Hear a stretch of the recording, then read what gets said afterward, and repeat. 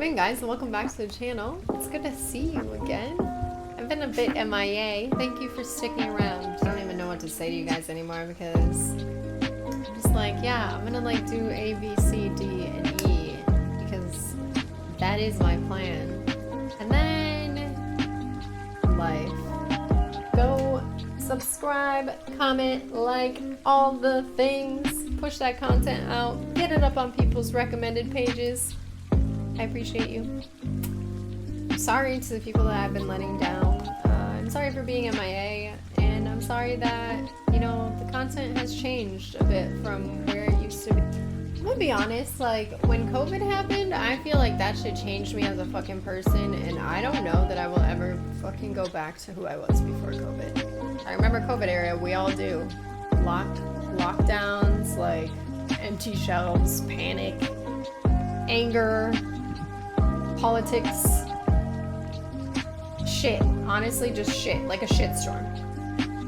And I feel like even prior to COVID, like I just have been struggling. Like I've been struggling for a long time with my mental health, and some of that is my own fault, some of that is just, it is what it is.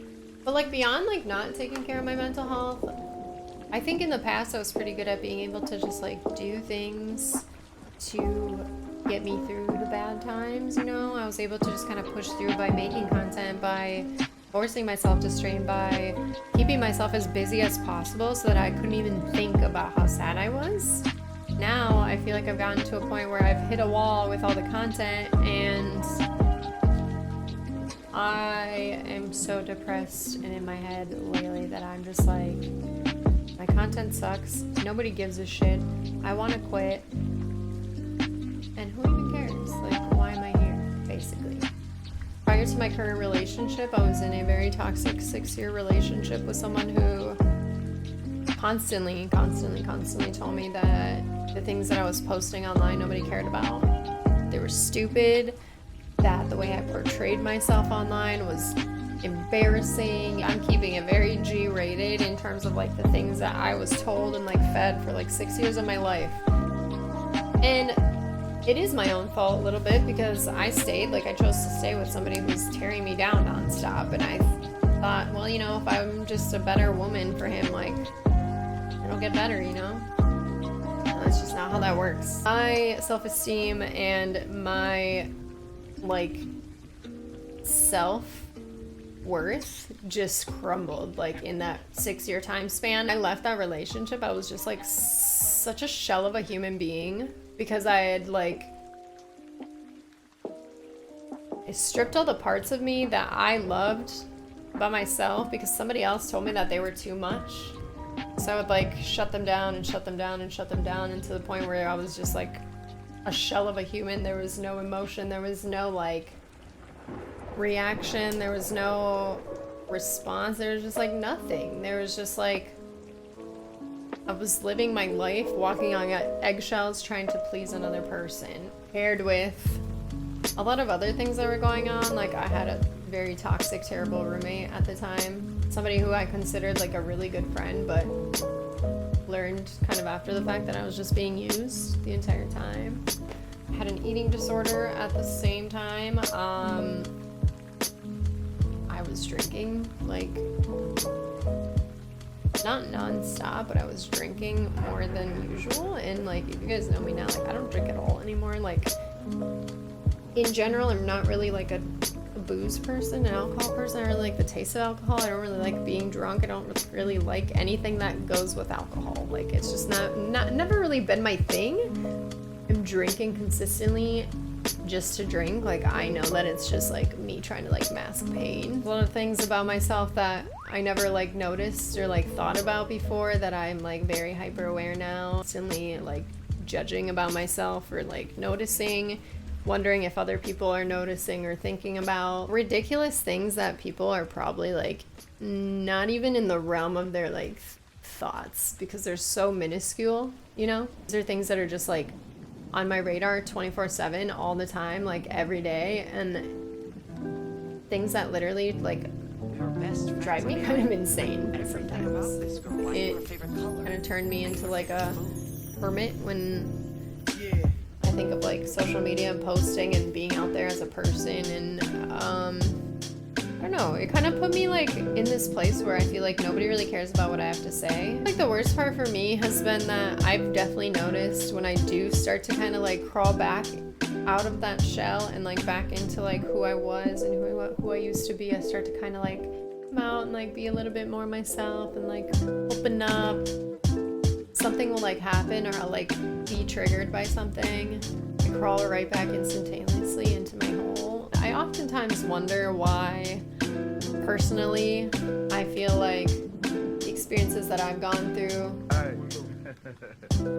feel so much heavier than others. And I don't think that's necessarily true. I think that we each individually probably feel the same way, you know, like, why am I going through this? What I'm going through is so much harder than what that person's going through. That person's life is so much easier than mine, and look at everything they have and everything that I don't have, and blah, blah, blah. But I'm not even talking about it that way. I'm talking about like predisposed circumstances and like situations that you're placed in that happen to you either voluntarily or involuntarily, and how they like impact you long term. Maybe I'm fucking crazy, but I've been thinking about that a lot lately, and I think it's just because I'm trying to understand like where my mental health struggles stem from, and I'm starting to learn that a lot of them stem from just my environment growing up and the experiences that I had. And I'm just like, I swear there's gotta be other people in the world that like are like me, right? I haven't found them yet, man. Like, am I fucking psycho? Like, am I crazy? Do you guys think about that stuff sometimes? Maybe I'd be more successful, or maybe I'd be more motivated, or maybe I wouldn't be so depressed, or maybe I wouldn't be so anxious if like A, B, C, and D didn't happen. To an extent, we don't really get to choose the experiences that we have. Like, we do and we don't. I don't know. I think I'm just rambling at this point.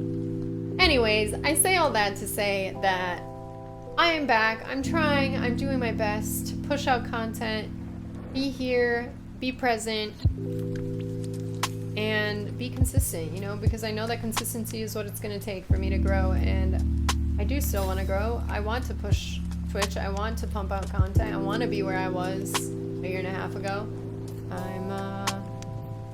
I'm struggling, man, and I think this is the year where I'm just transparent and open about it, and we get through it together, I guess, right? I wanted to tell you guys that I got this sexy new vlogging camera, so I will be doing my best to start vlogging for real, get some more content up and going for you guys. I don't know, maybe look at investing in a video editor or something so I can actually be a little bit more consistent. As always, I appreciate you guys just sticking through and, you know, just being open to listening and being on this journey with me, because it's been a pretty wild ride. Not the most consistent lately, but I just want you guys to know that I see those of you who are in chat every day and show up to every stream, and you're there and you check in and you do your daily love tap and you lurk, you chat, you clip, shoot the shit, don't talk. I see you there. Like, I'm refreshing that chat nonstop when I'm live, and I just want you to know that I appreciate you. I'm doing my best to show up for you guys as best as I can. I am hopeful that there, in the very near future, is a day when these things feel so minuscule that, you know, I can get back to a very, very strong and heavy Twitch grind. But until that day, my friends, I will just keep trucking along.